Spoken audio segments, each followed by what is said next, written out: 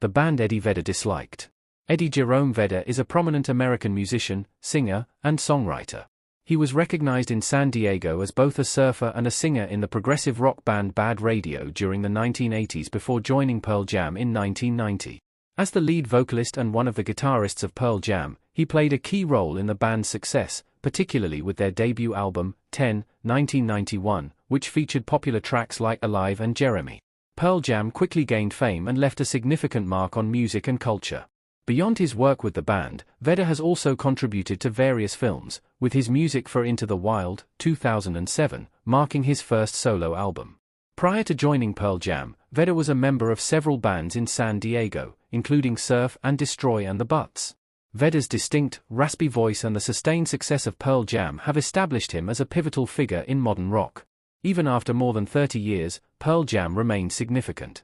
The early 1990s witnessed a significant transition from the extravagant glam rock of the late 1980s.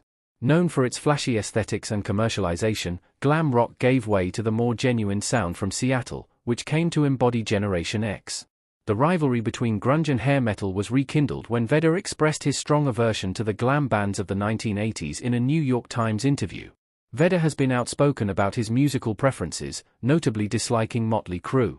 In a 2022 interview with the New York Times, he shared his disdain for the glam metal bands of the late 80s, specifically mentioning Mötley Crüe. He recalled having to attend their shows while in San Diego, as they were prevalent on MTV at the time. Vedder criticized their portrayal of men and women as shallow and superficial but did acknowledge Guns N' Roses for having more depth. Nikki Sixx, the bassist for Mötley Crüe, responded to Vedder on Twitter, branding Pearl Jam one of the most boring bands in history, suggesting that Vedder's critique was almost complimentary. Nonetheless, Pearl Jam's legacy remains intact. Drawing inspiration from the classic rock of the 1970s, they have established themselves as one of the most important bands to arise from the grunge movement.